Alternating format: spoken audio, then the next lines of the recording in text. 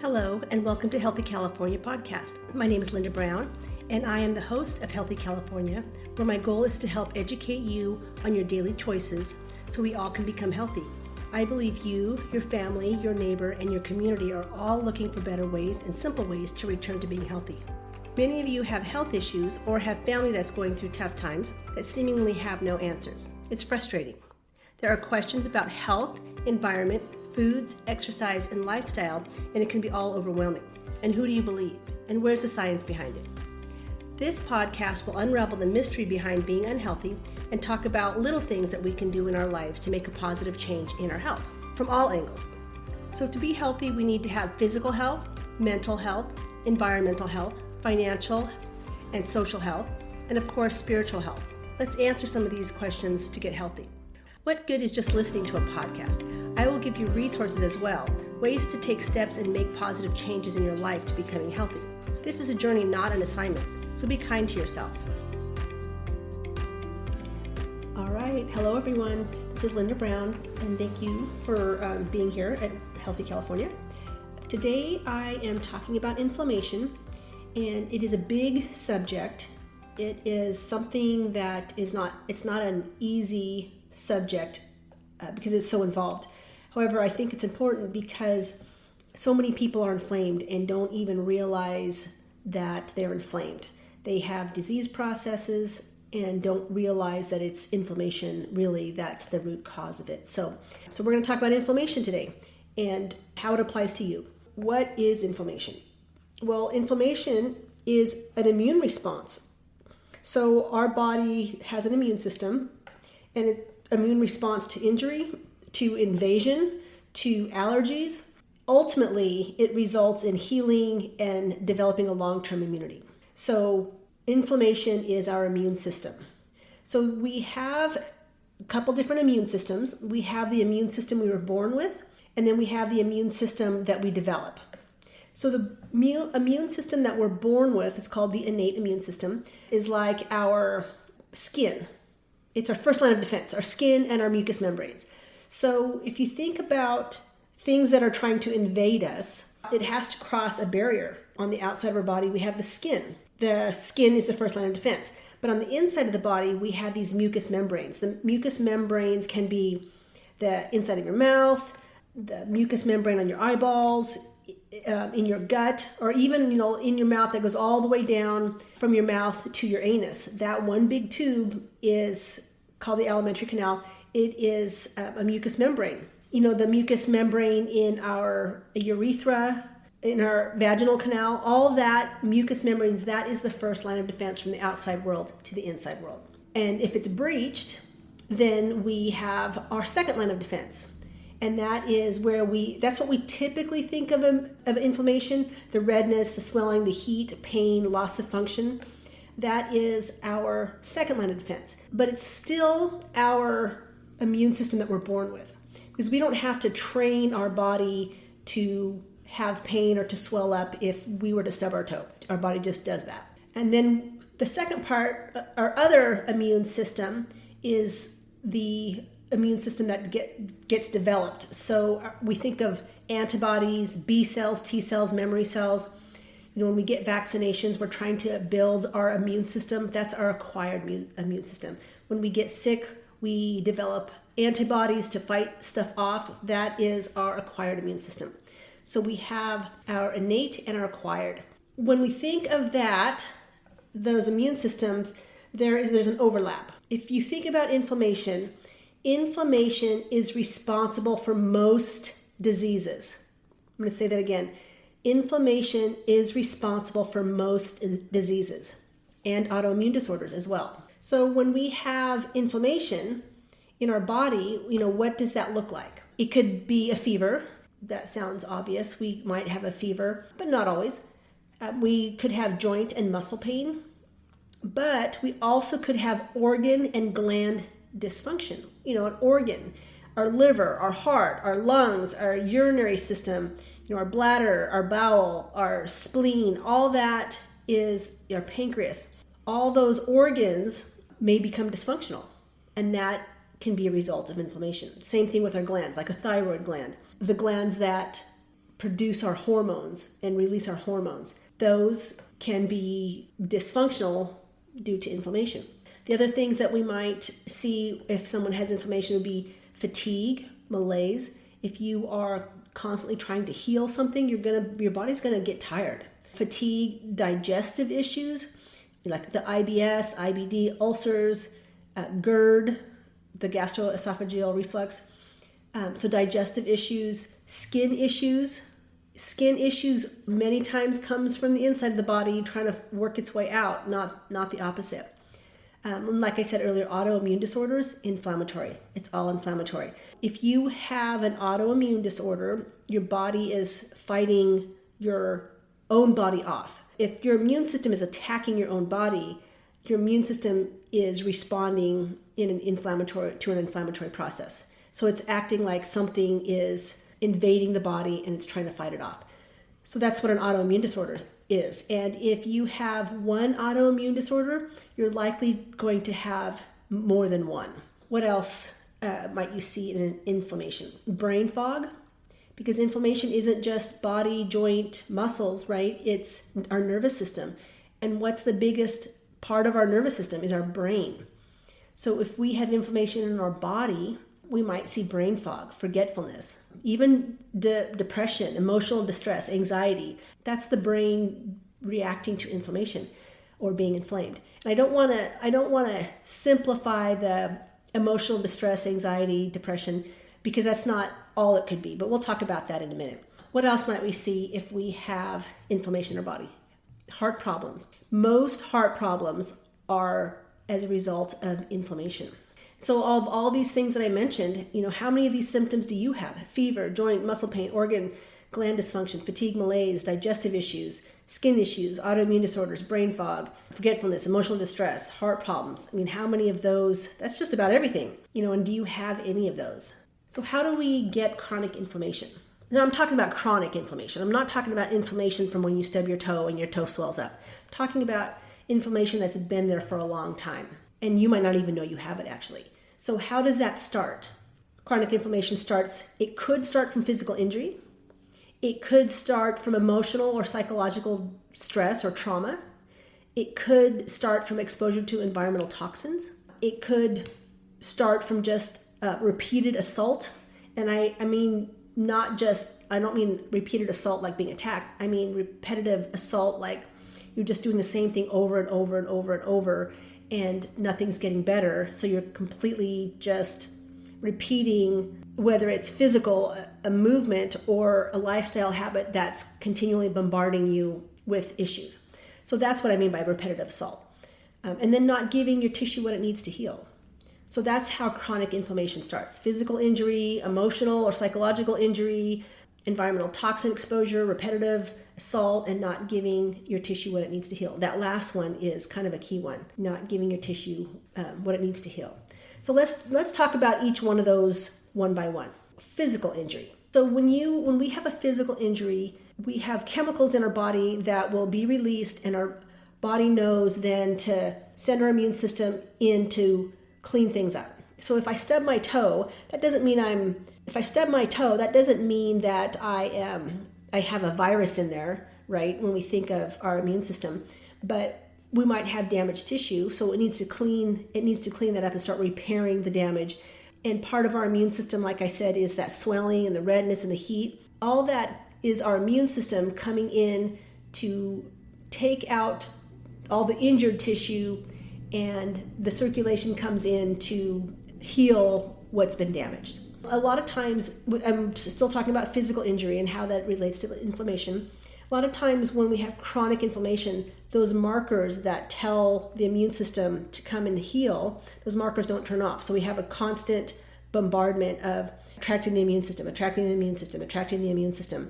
And then before we know it, we have a chronic inflammation. Physical injury also. I mentioned earlier, we keep assaulting the tissue. So in physical therapy, when we have a repetitive use, it leads to tendonitis. So a repetitive use injury leads to tendonitis. So that's that repetitive thing I was talking about. So when we have a repetitive use injury, or we have trauma, let's just say from a repeating insult, then in physical therapy, we try to get your biomechanics proper and your muscles balanced so that you don't keep doing, and there's also a learning curve to that, so you don't keep doing the same thing over and over and repeating that same trauma.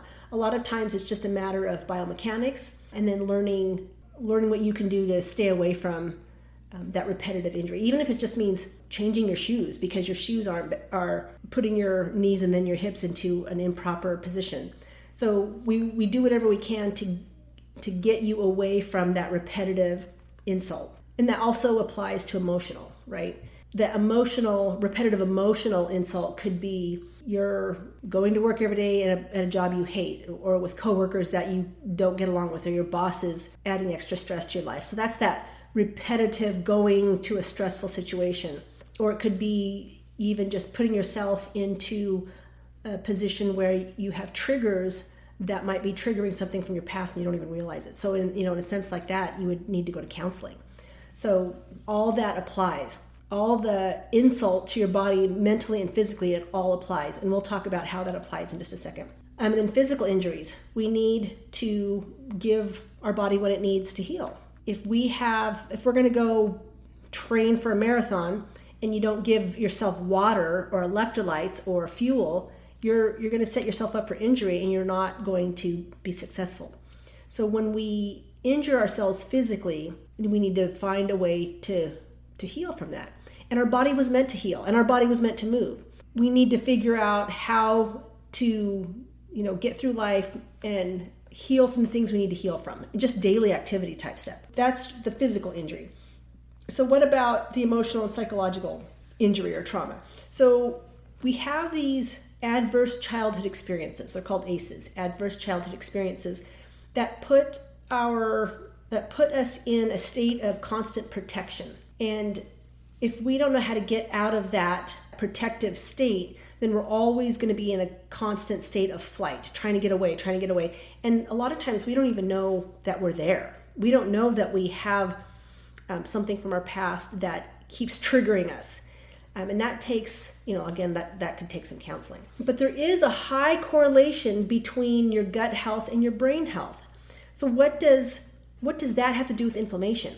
Well, gut health is a huge contributor to inflammation. Probably one of the main ones.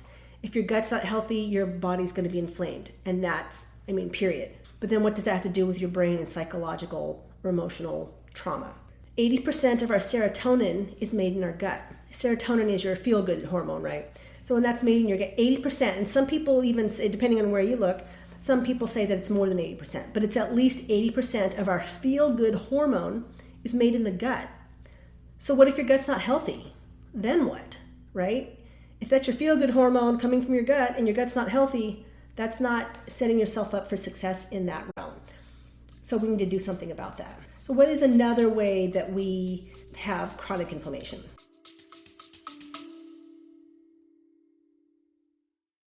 I want to take a second to share a helpful resource with you. I have a free health questionnaire designed to pinpoint the areas in your life that you need to focus on for optimal wellness. If you're interested, simply click the link in the show notes or visit heal-throughfood.com to access it. Now let's dive back into the show. Well, toxin exposure. And I mentioned this, I think, in the last episode or two. We're exposed to toxins all the time, and our body can deal with it. We're meant to heal and deal with it. But what if you have a toxic burden? Toxins in your body can put your body in a state of inflammation because you have things in your body that your body does not know what to do with. So the liver takes it and tries to get rid of it. But what if you have that toxic burden? That toxin exposure, or allergens even, if you go out in the middle of Northern California in springtime, the allergens out there, all the dust in the air and the pollens, that gets your asthma inflamed, or it gets your immune system inflamed. So even allergens would be considered something that would be kind of like a toxin in your body. You were inhaling it. So put your body into an inflamed state. Chronically, it can if you don't do anything about it, right? And then that repetitive assault. Let's say we already talked about the physical repetitive assault can lead to injury because tissue is constantly being traumatized over and over and we're not doing anything about it. So that's the physical assault. Same thing with emotional. The environmental assault, a repetitive assault, could be, are you in a relationship that is very, very stressful? That's an environmental, your immediate environment, or your commute to work stressful, or like I said, your boss isn't the best boss in the world, right? Or you go from work and you take your kids to school and you're late. It's just a constant repetitive negative experience over and over and over and over. And then think about food. Food could be a repetitive assault. So if you have a food allergy, even if you don't have an allergy, even if you put something in your body that your body just doesn't like, a sensitivity, that's repetitive. You're doing it over and over. You're eating that, let's say you're eating that cheeseburger over and over and over. Yeah, that's a repetitive assault. That food, your body doesn't like it. And I hear people say, no, it's not that because my stomach feels fine. But it's not your stomach that's the problem. It's putting food into your body and then your body absorbing it. And then once it's in your body, your immune system at that point doesn't know what to do with it, so it'll attack it. If you think about food for a second, when we eat, the food goes into our mouth, through our stomach, through our intestines, and then out our colon. And if you eat something, it's still in that alimentary canal. It's still outside our body. It only gets into our body once it's broken down and absorbed into our bloodstream. Food that we put into our body is in the outside. It's hard to imagine that because it's inside our body. But if it's in that alimentary canal, it's still considered the outside world until it gets broken down and absorbed. And when it gets broken down and absorbed, that could be bad stuff. If you're not putting good stuff into your body, that could be bad stuff getting absorbed. And at that point, your body is going to react and get inflamed. I don't want you to think, well, that's not bad for me because I don't feel it in my stomach. My stomach doesn't get bloated. I don't have stomach cramps. That's not the issue. That's a very short-term issue. I'm talking about what happens when it gets broken down and absorbed and into your bloodstream. And then at that point, your body and your liver have to try to filter it out and deal with it. And your immune system is going crazy. So that's the repetitive assault that can start chronic inflammation. Food, physical, emotional, environment. And then lastly, when it comes to how does chronic inflammation start, it's not giving your body what it needs to heal. So we're constantly being bombarded all day with our environment, with our air, maybe our water, maybe our physical or emotional stress. And our body can take that. The thing is, our body is very resilient. Our body can handle that. What happens when you don't give it what it needs so that it can handle that? What if you don't give it the nutrients? What if you don't give it rest? What if you don't give it time to heal? Then we develop stress and we develop a heightened inflammation, a heightened immune system that leads to inflammation. So let's talk about that. Let's talk about what happens when we have chronic inflammation. Before we get to that though, I want to talk to you about the two systems in our body that deals with stress. So we have two different systems. One of them is our survival system. We call it fight and flight. So our fight and flight is, we're supposed to be in fight and flight. We're supposed to be running from that tiger. At any moment we can run from a tiger and we'll be fine. It's good. It's our survival skill, right? Our stress is a fight and flight system. So what happens when we're in constant stress? Tigers are out there, they chase their prey, and then they spend the rest of the time lounging around. They don't spend all day looking for or hunting, right? Our body was meant to be in a state of fight and flight just temporarily. Short term, we survive, and then we spend the rest of the time resting and digesting and growing, repairing, recovering. So we're not intended to be in a constant state of stress. So when we're stressed, our stress hormone is called cortisol. When we are, running from that tiger, our cortisol level goes up, our stress hormone. When our stress hormone goes up, our glucose goes up. Our glucose is our blood sugar. Our blood sugar goes up because when we're running from a tiger, we want energy to get away from that tiger. And that's what glucose is. Glucose is our energy system to get away from that tiger.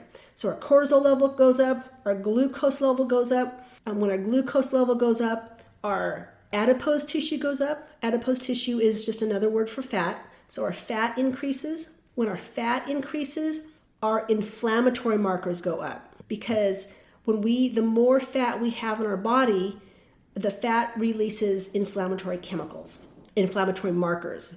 Let me go over that again. Cortisol, our stress hormone, goes up, glucose goes up, fat goes up, inflammatory markers go up. When inflammatory markers go up, pain and disease increase. More disease than pain. A lot of times we have disease and we don't have pain. Inflammatory markers go up, and then our disease process goes up, and pain possibly. When our disease goes up, it sets off a stress response and an immune response that sets off our cortisol, and then we go back into this vicious cycle again. So we need to decrease those inflammatory markers. That's what our fight and flight response is. It is us running from a tiger, and it's the dump of cortisol into our system, which then leads to this cascade that leads to inflammation. But our fight and flight system is a good thing. We want it, we need it, but we just don't need it on a constant basis. We are in stress. We are constantly in stress. So we are constantly in that fight and flight. And it's literally killing us. If you think about running from that tiger also, what happens when you run from a tiger? Your heart rate increases, your blood pressure increases, because you're preparing yourself to run from this tiger. And then at the same time, all our unnecessary systems are downregulated, which means if you're running from that tiger, now's not the time that you want to go to sleep. So sleep gets impaired. Now is not the time you want to digest. So digestion gets impaired. And when you're running from that tiger, the last thing you want to do is reproduce. So your reproduction gets impaired. If you think about, I think we all know someone who has tried to get pregnant and they can't. And that could be because of a stress in their life. People try to lose weight to be able to get pregnant. And it's really more getting out of that survival mode and getting back into a rest and digest. So I said there was two systems, a fight and flight, and then we have the rest and digest. So fight and flight is our stress. We're running from that tiger.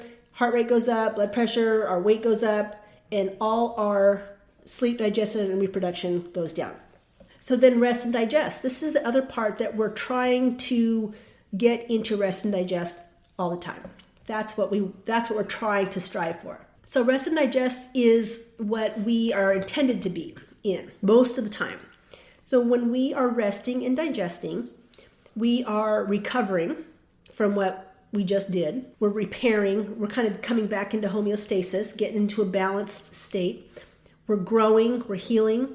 If we're not sleeping, we're not healing, and we're not growing. Things just aren't repairing. So we need to get into that rest and digest. So rest and digest. So we're going to talk about how do we get out of that survival mode and get into a rest and digest. So what can we do about it? What can we do about getting out of survival, fight and flight to a rest and digest? So we can improve our sleep. We can improve our stress management. We can move, increase our activity, and then we can give the body what it needs to heal. What our body needs to heal is hydration, vitamins and minerals, supplements if needed, rest time, and then nutrition. So let's talk about each one of those separately. So let's talk about sleep. So we need to put our body into a healing state to heal.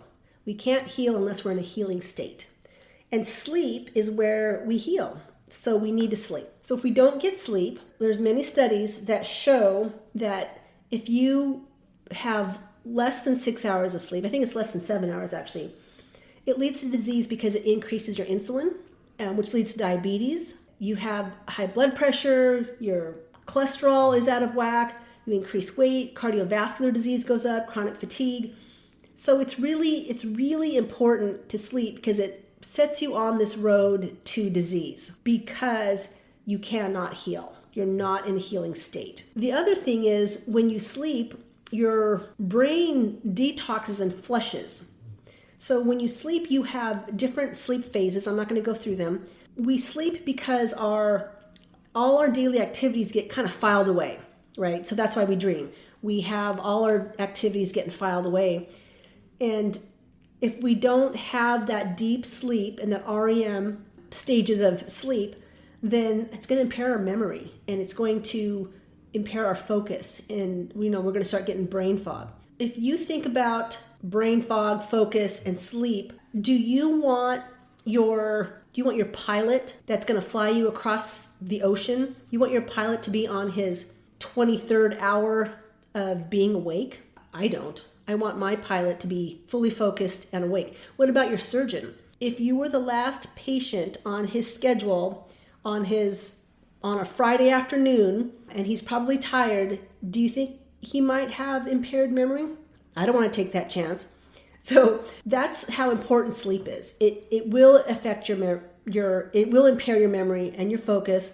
If sleep is inflammatory, or the lack of sleep is inflammatory to your body, it's also going to be inflammatory to your brain. So I want you to think about that. And when you have inflammation in your brain, can lead to dementia, Alzheimer's, all the things that come along with brain inflammation. And then the other thing that sleep affects is your neuromuscular junction.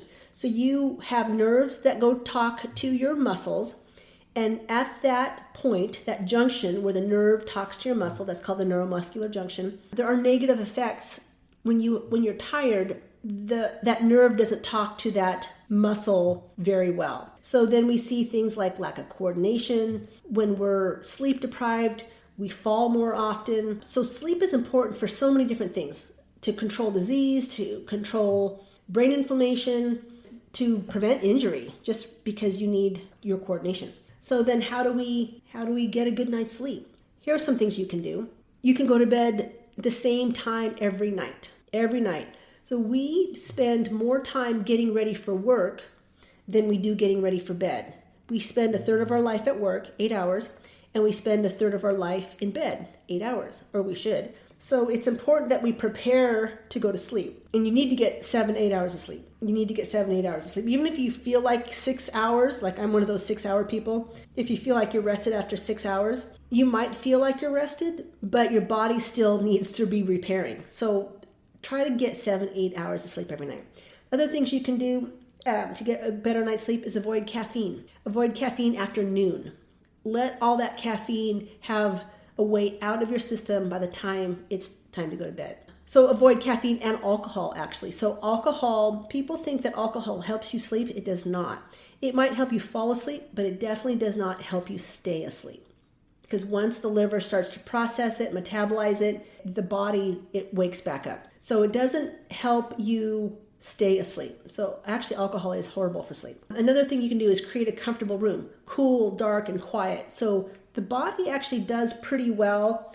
Most people like it about, 64 degrees is the average for cool. And then dark, it's important that it is dark and quiet. Create a comfortable room, cold, dark, and quiet. And you want to make sure your bed is comfortable, supportive pillow, avoid computer use, smartphones and TVs 2 to 3 hours before bed.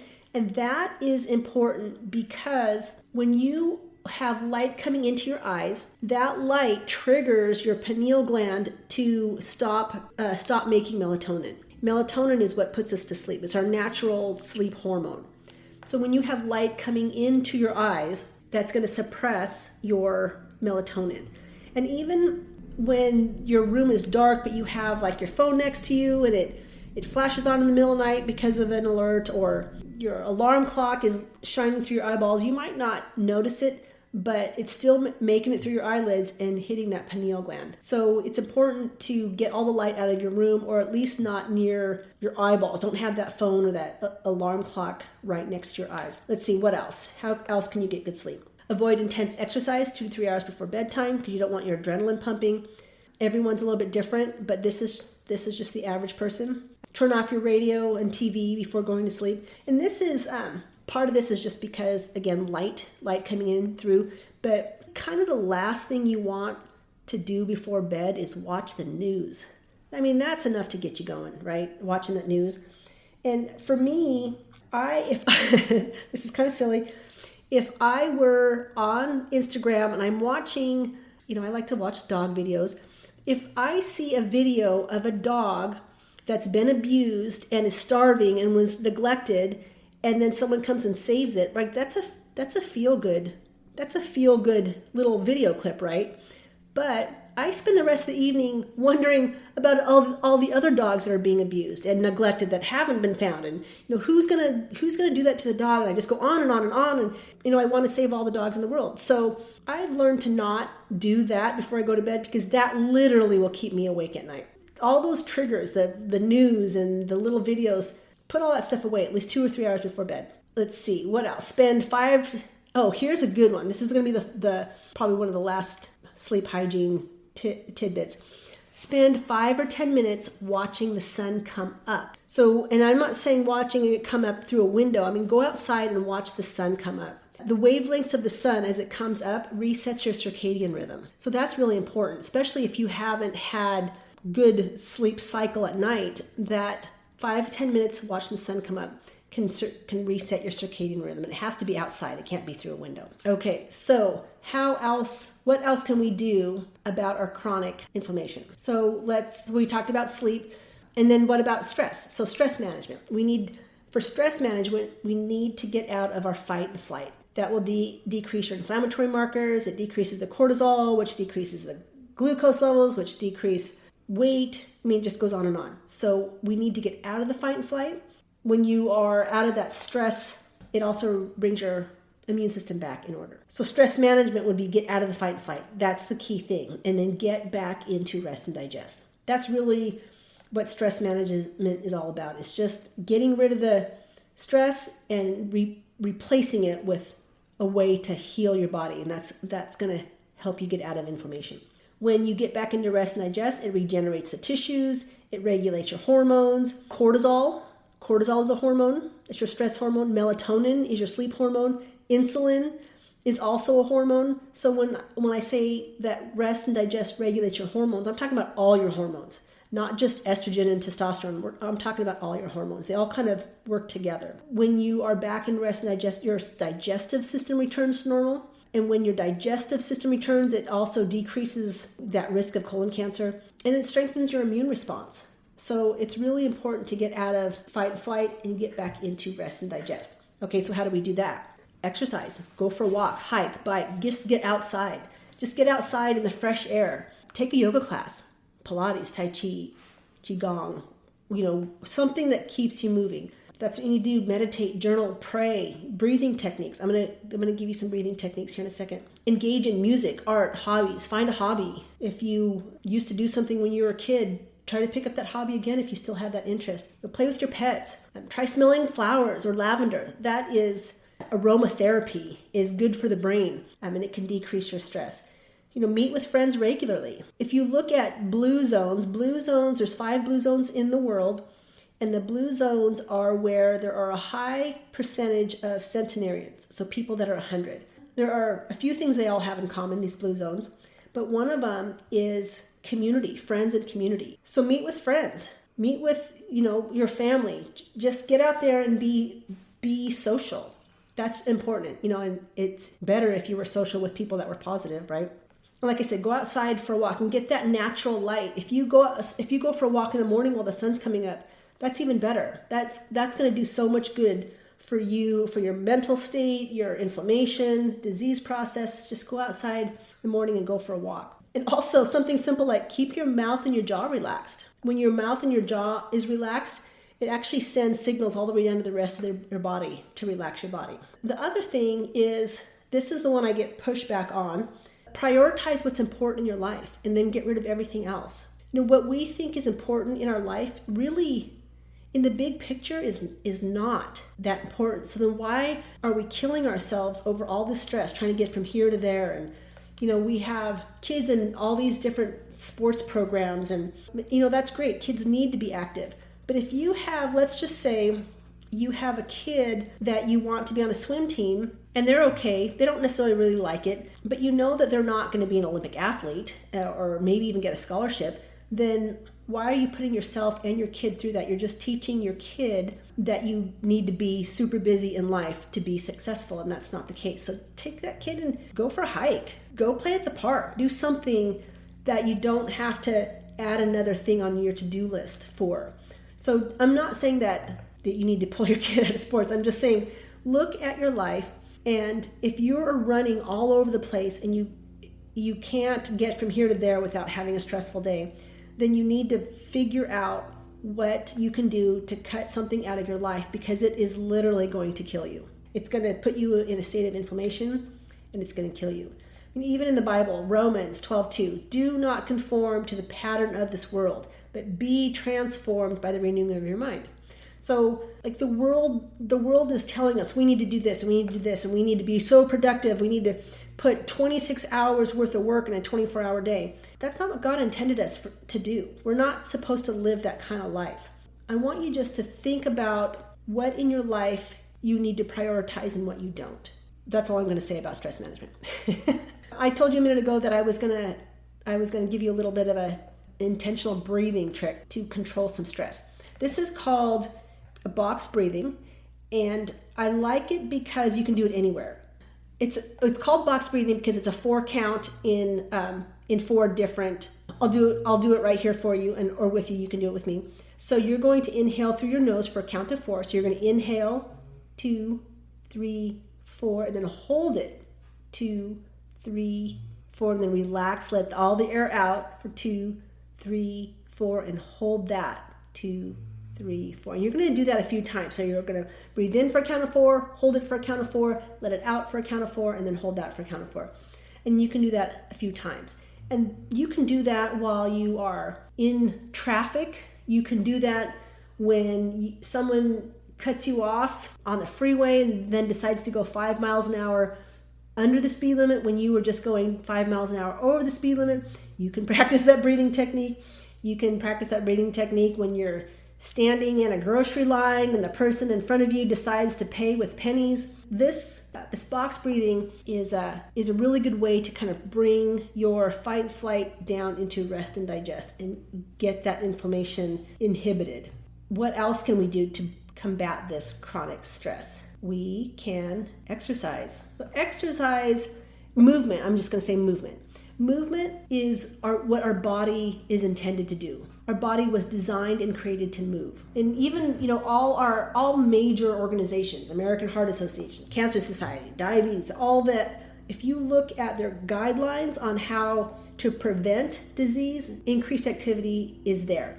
If you look at their guidelines on how to treat the disease, all exercise, activity, increasing your activity, it's all there. You can't escape it. You need to do it, and it's what our body was intended to do. Earlier I was talking about the blue zones, and that's another thing that was a common variable, was the people in the blue zones were active. They didn't all belong to gyms, but they were active. They were out gardening. They were walking their dogs, out with a friend. Maybe they were exercising. I don't know, but either way, they were active. And so that it's really important for our body that we stay active. And so here are some benefits of exercise. I'm not going to give you the benefits of exercise. I'm going to give you the benefits of activity as it relates to inflammation. Like, why does activity reduce inflammation? Because that's what we're talking about today, right? Inflammation. So muscles produce a chemical that we release that's anti-inflammatory. These little myokines are called myokines. So the muscles release myokines and they're anti-inflammatory. So the more muscle we have on our body, the more myokines or more chemicals we're going to release to combat any sort of inflammation. And on the converse of that is fat. If we have more fat on our body, fat releases a chemical as well, but it's an inflammatory chemical. It will inflame you. So it's really important that we have more muscle than fat, because if muscle is going to release an anti-inflammatory chemical and fat's going to release an inflammatory chemical, then it would make sense that we have more muscle on our body than fat, so that we are counteracting that. Having more muscle on your body anyways is a good determiner of longevity. So if you have more muscle on your body, it's gonna give you more longevity. So you need to have more muscle on your body. Having muscles is anti-inflammatory. Also, our immune system. If you are active, it improves your immune system and it keeps your gut microbiome healthy. So there's that gut thing again, right? If you're active, it improves your immune system and it keeps your gut microbiome healthy, which I have alluded to already a few times. that if your gut's not healthy, then your body is inflamed. Also, activity regulates your nervous system and hormones. When we are active, our nervous system gets regulated. And same thing with our hormones, right? Because we know that cortisol is a hormone that goes down that cascade of disease if we have too much, and blood glucose. So insulin is a hormone, and if we have too much blood sugar, we're going to have more insulin, and hopefully not insulin resistant. So when we're active, all those are regulated, and so we can keep all that in check. And another thing that activity does is it increases our tolerance, just in general.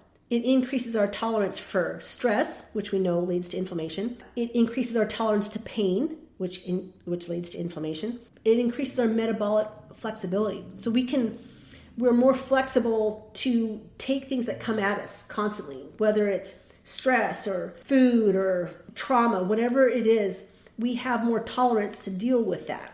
So that's what just being active does. It decreases our inflammation by having more chemicals that are anti-inflammatory, and our immune system goes up, our microbiome is healthier, our nervous system is healthier, hormones are healthier, and your tolerance is healthier. So that's why it's important to exercise, or just to be active, I should say. So then where do you start? Find an activity that you like to do. Anything. Find something. Anything.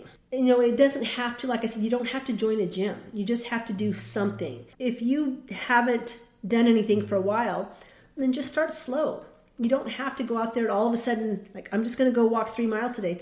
Well, if your body hasn't walked 3 miles for years, 3 miles is going to be a long ways, and you're going to be suffering and you're going to hate it. Just start slow. It's okay. Just start moving. You just have to start. And then find a partner. Find a partner to do this with, or someone just to hold you accountable, or find a partner that you can hold accountable. Be their accountability partner. And then if you are like a goal-oriented person, get a fitness tracker, like a smartwatch, and see how many steps you're doing during the day. Or, these smartwatches will also track your sleep. Get a good night's sleep. And so start tracking your progress. And if all that kind of scares you and it hurts to move and you don't know if you're going to be successful because you don't know where to start, then go to a physical therapist. You should be seeing a physical therapist, at least once a year, to make sure that you are staying healthy, that your balance is good, you're not going to get in you're not going to put yourself in a position where you lose your balance. So go find a physical therapist and have them show you some exercises that you can do to start. Just start anywhere. Exercise activity is so important that you really just need to start. So we talked about sleep, how sleep can reduce inflammation. We talked about how stress relates to inflammation, movement. So now the last thing is give your body what it needs to heal. What is that? So give your body what it needs to heal. It needs hydration. It needs vitamins and minerals. And then part of that might be supplementing what you don't have. And then nutrition, right? Let's talk about the hydration. Every cell in our body needs water inside the cell. Our cells make proteins. Our cells make things. It duplicates, it replicates, and it makes proteins. Things come in, things come out of the cell. And we need water in our cells so things can move back and forth, move in, move out. So if you think about like a boat on water, if the boat is transporting something through water where it can move easily, then that transport can happen easily. But if the boat has to transport things through mud because there's not enough water, it could still get from point A to point B, but it's going to be very slow and may not happen at all. So that's why we need water inside our cells. But we also need water outside our cells. And if we don't have water in our cells, we're going to pull water from the outside of the cell. That's usually in our blood or in between the extracellular fluid, we call it. And so we need to have water inside our cells and outside our cells in order for things to work properly. Think about water inside of just one single cell. And that cell's job is to be in your knee and secrete synovial fluid. And that's the job of that one cell in your knee that secretes synovial fluid. Synovial fluid is lubrication between your joints. If that cell does not have enough water, then it's not going to be able to secrete the synovial fluid, and then this wear and tear that happens when we walk, it's not going to be able to lubricate your joints. So being dehydrated is a reason for arthritis. Actually, there's a lot of studies saying that if you're even 10% dehydrated, you're leading yourself down a road to arthritis because of the wear and tear on your joints. Not being able to heal from it. We have wear and tear on our joints.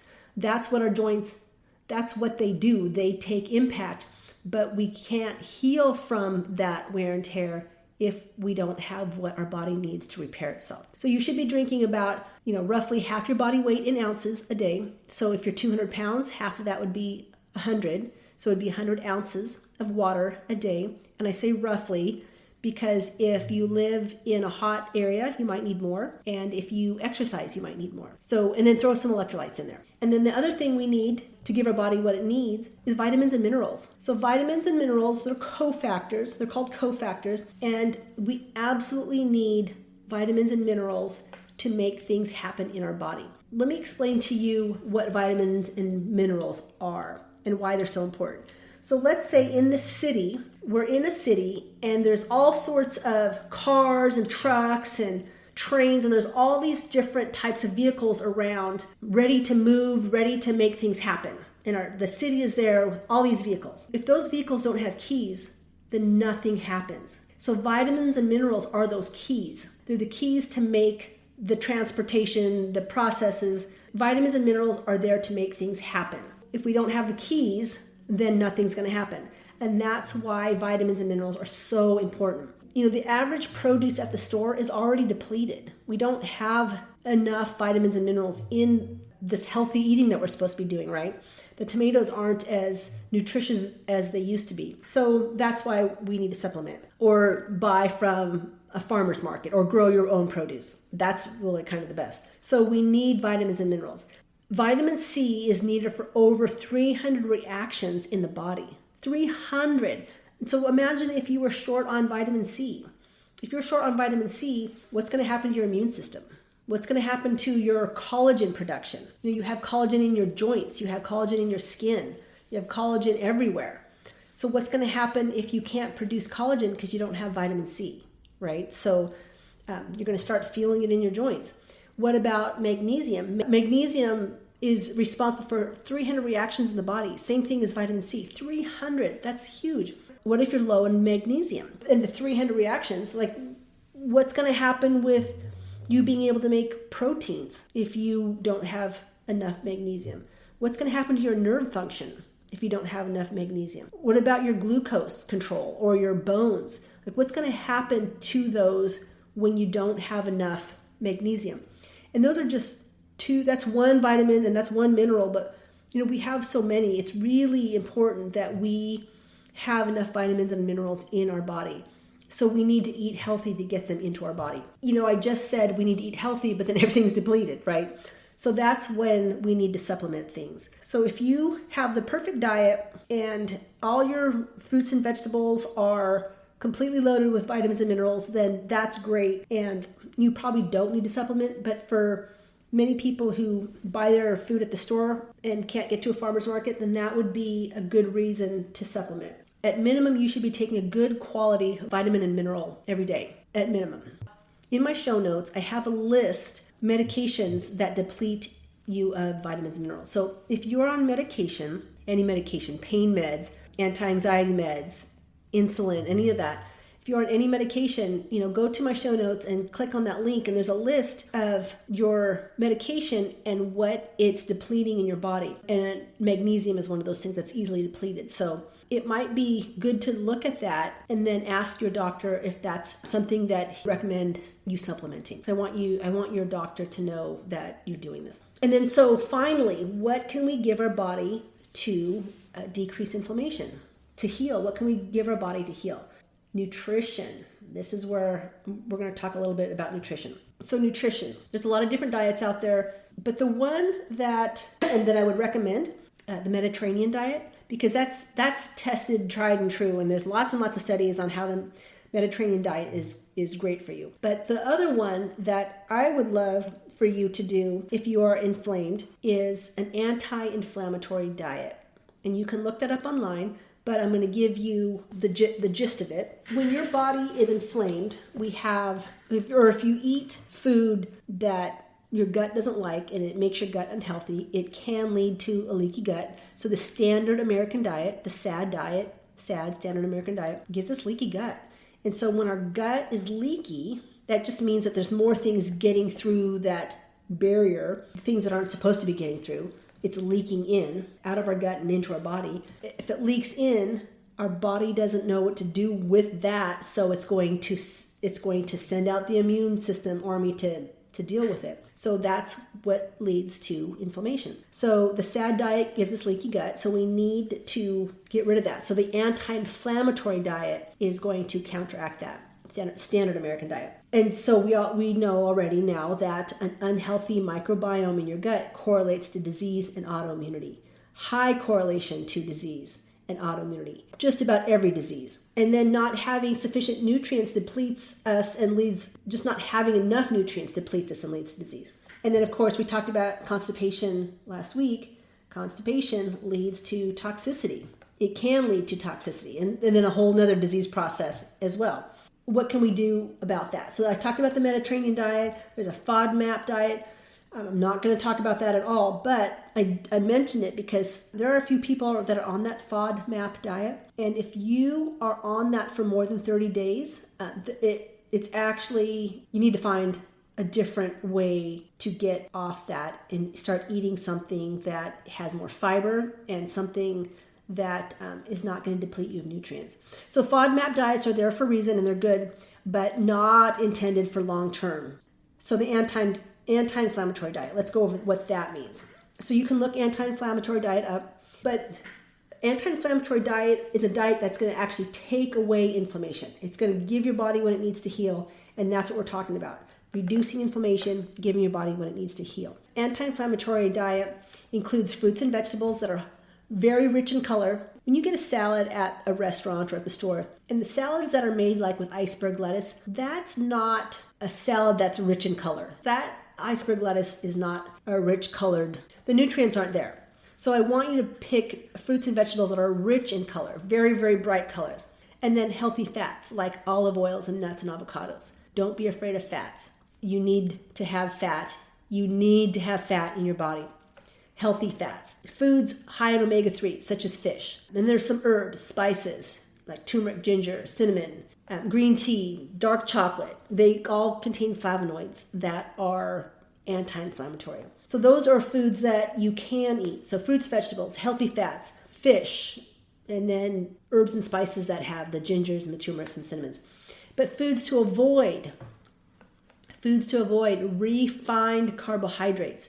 So all breads, pastries, pastas, sugary snacks, anything like candy bars, even protein bars, they have lots of sugar. Anything that says sugar-free, run, get away from that. So refined carbs, anything sugary, all processed food, if it's in a can, if it's in a box, if it's packaged for a reason because it has preservatives to give it a shelf life. So if you're finding it on a shelf that has a shelf life, which means it has a preservative to keep it there as long as it can be there.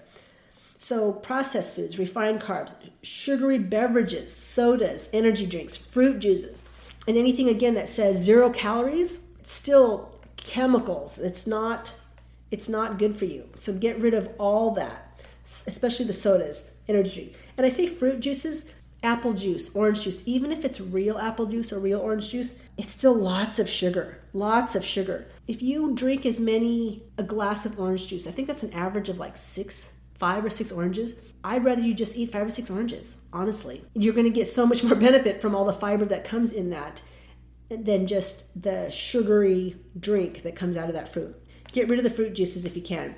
Alcohol, avoid alcohol. Trans fats, so fried foods, commercially baked foods, anything that's a margarine, get rid of your margarines, get rid of, you can even get rid of fat-free stuff. I'd rather you use butter than margarine. Fat-free. I'd rather you use normal cottage cheese than a fat-free cottage cheese or a fat-free yogurt. That fat, you need fat. Don't be afraid of fat. Fat doesn't make you fat. Carbs make you fat. So don't be afraid of fat. I'd rather you have a healthy fat than carbs.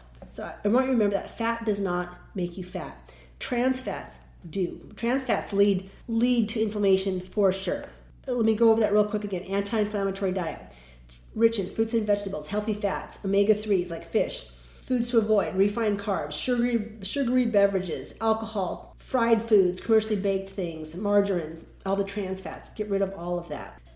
So now that we have that down, so what happens when we have inflammation in our body? So these are some diseases associated with an unhealthy gut or inflammation. So these are some of the diseases that can lead to inflammation in the body.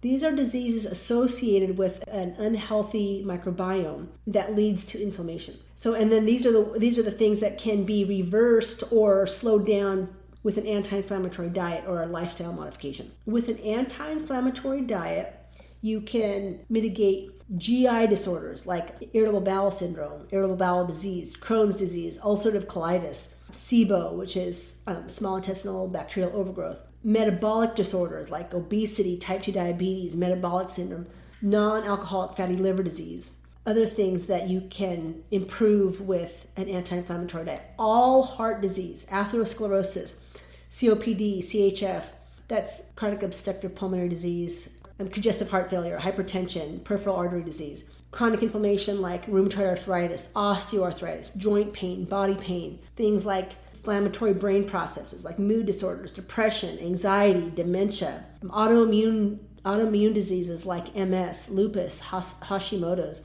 There is this doctor, her name is Dr. Walls, and she has MS, and she wrote the Walls Protocol, WAHL, Walls Protocol, and she cured herself of MS. She's never going to be fully cured, but she went from being in a wheelchair to, riding her bike to work every day. She's a huge inspiration, and that's an autoimmune disease that, was controlled by diet. So she created this diet. So yes, MS, autoimmune disease in general, can be helped even if genetic component, everything can be helped. I'm not saying you'll get rid of it, but it can be helped. So other things that are helped with an anti-inflammatory diet would be that cancer, body pains, headaches, skin issues like psoriasis, eczema, allergies and asthma, anything that ends in itis. Itis means inflammation, like otitis, inflammation of the ear, prostatitis, inflammation of your prostate, osteoarthritis, anything that ends in itis means inflammation, and that can all be controlled with an anti-inflammatory diet. You need to change your diet. You need to get yourself out of these disease processes. You need to move. You need to put your body back into a healing state and not a fight and flight state. You might have to listen to this a couple times so that you can get in your mind what it's going to take to get you out of constant state of survival and back into a rest and digest. So give your body what it needs to heal. You have to give your body what it needs to heal. So let me just kind of summarize that whole thing back up. So chronic inflammation is our immune system. We need to control our immune system. We need to put ourselves in a rest and digest, get out of fight and flight. We need to put our body in a healing state in order to heal. And then we need to give our body what it needs to heal. Nutrition and movement and lifestyle modifications. And then you just need to move. You just need to do it. You can do this. And you need to start today. There's no reason to put this off. If you have any questions, you can find my contact information in the show notes. But I appreciate you guys being here. And shoot me an email if you have any questions, and I'll talk to you next week. Thank you for listening to Healthy California. I hope you learned something today. Treatment and healthcare should be proactive and preventative, so getting to the root cause of a disease or illness is so important. The U.S. has a good trauma medicine design, which means you see a doctor when there is already a problem. Let's beat disease before it happens. This podcast represents my opinions based on my research and education and is not intended to be used for medical diagnosis or treatment. It is not a substitute for your doctor or any healthcare provider.